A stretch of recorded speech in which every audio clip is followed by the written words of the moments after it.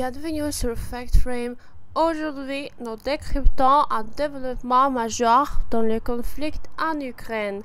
Des chefs militaires de 30 pays se réunissent au Royaume-Uni pour discuter une force de maintien de la paix. Que signifie cette réunion pour l'Ukraine, la Russie et l'avenir de la sécurité en Europe? Restez avec nous pendant que nous expliquons des expressions clés et analysons les dernières nouvelles. Jeudi, des officiers militaires de près de 30 nations se sont réunis dans un quartier général militaire près de Londres. Leur objectif, développer en détail, c'est-à-dire préciser et élaborer davantage les plans pour une éventuelle force de maintien de la paix en Ukraine. Nouvelle expression. Développer en détail. Ajouter plus de précision en plan en idée. Les dirigeants se sont réunis pour développer en détail la stratégie avant de le présenter au public. Cette réunion fait suite aux déclarations du Premier ministre britannique Keir Starmer, qui a affirmé que la coalition de volontaires, un groupe de pays qui participent à cette initiative, est passée à une phase opérationnelle.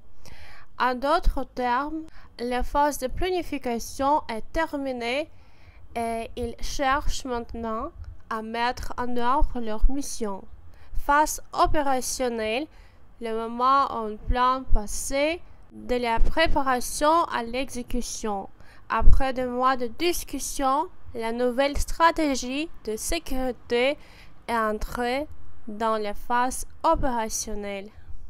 Mais il y a un problème. Le président russe Vladimir Poutine a clairement indiqué que tout cessez-le-feu, c'est-à-dire une phase temporaire dans les combats, devra être accompagné de conditions strictes.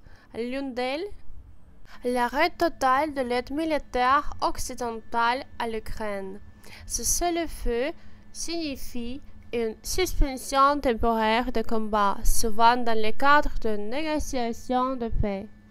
Les deux camps ont convenu d'un cessez-le-feu pour permettre l'évacuation de civils.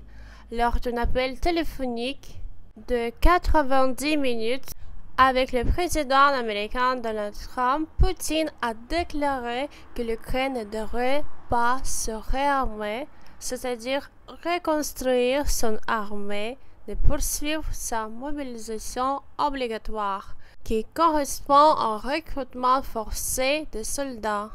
Mobilisation obligatoire signifie lorsqu'un pays impose à ses citoyens de rejoindre l'armée. Exemple, en période de guerre, le gouvernement peut décréter une mobilisation obligatoire des hommes de plus de 18 ans. Une grande question demeure. Les troupes occidentales seront-elles réellement déployées en Ukraine?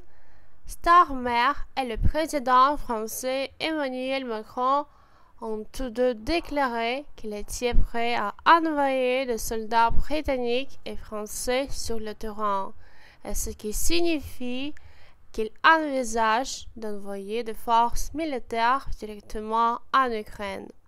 Nouvelle expression de troupes sur le terrain signifie soldats présents physiquement dans une zone de conflit. Exemple, le gouvernement hésite à envoyer des troupes sur le terrain, mais propose une aide militaire. Cependant, on ignore encore combien de pays seraient réellement prêts à s'engager. Certains pourraient contribuer autrement, par exemple en fournissant un soutien logistique, c'est-à-dire en organisant le transport et les fournitures, ou du renseignement. Nouvelle expression, logistique. Logistique signifie l'organisation de ressources, de troupes et des équipements. Exemple, le succès de l'opération dépend d'une logistique efficace et bien coordonnée. Cette discussion intervient à un moment critique, avec Trump qui laisse attendre un changement de politique américaine. Les nations européennes s'inquiètent pour leur propre sécurité. Cette incertitude pousse les alliés de l'OTAN à repenser leur stratégie de défense et à augmenter leurs dépenses militaires. Nouvelle expression, garantie de sécurité, signifie assurance qu'un pays sera protégé contre des menaces extérieures. L'Ukraine cherche à obtenir des garanties de sécurité des nations occidentales pour dissuader toute future attaque. Alors que les discussions se poursuivent, une autre chose est certaine. Cette coalition de volontaires tente de préparer un avenir post-guerre pour l'Ukraine, avec au sein le leadership américain.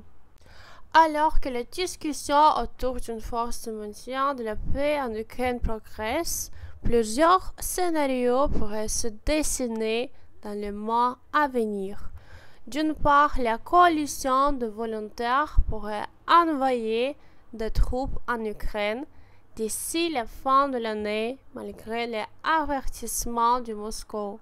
Le Royaume-Uni et la France, qui dirigent l'initiative, semblent déterminés à offrir une présence militaire pour garantir un cessez-le-feu durable. Cependant, la Russie continuera probablement à poser des conditions strictes, exigeant notamment l'arrêt total de l'aide militaire occidentale. Dans ce contexte, les États-Unis pourraient réduire progressivement leur soutien militaire à l'Ukraine, surtout si l'administration américaine décide de se concentrer sur des négociations directes avec Moscou. Cela pourrait armer l'Union européenne à augmenter son budget de défense afin de compenser des éventuels désengagements américains et de renforcer sa propre autonomie stratégique face aux menaces russes. Si aucun accord durable n'est trouvé, la guerre en Ukraine pourrait encore se prolonger, avec des combats sporadiques malgré d'éventuels accords de cessez-le-feu. La violation régulière de ces accords compliquerait la mise en place d'une paix durable. Par ailleurs, les sanctions économiques contre la Russie risquent de devenir plus sévères, poussant Moscou à chercher de nouveaux partenaires commerciaux en Asie et en Afrique. Dans le même temps, l'Ukraine pourrait tenter de renforcer ses alliances en dehors de l'Occident, cherchant de soutien auprès des pays d'Amérique latine ou du Moyen-Orient. Enfin, si l'Occident décide d'envoyer des forces sur le terrain, la tension entre la Russie et l'Europe risque de s'aggraver. Moscou pouvait considérer cela comme provocation directe. Même en cas de cessez-le-feu officiel, sa mise en œuvre sera complexe, avec des risques. Et vous, qu'en pensez-vous? Les pays occidentaux devraient-ils envoyer des troupes en Ukraine ou privilégier des soutiens diplomatiques? Dites-nous en commentaire. Si vous avez trouvé cette analyse utile, n'oubliez pas de liker, de vous abonner et d'activer la cloche pour ne rater aucune mise à jour de FactFrame. À très bientôt.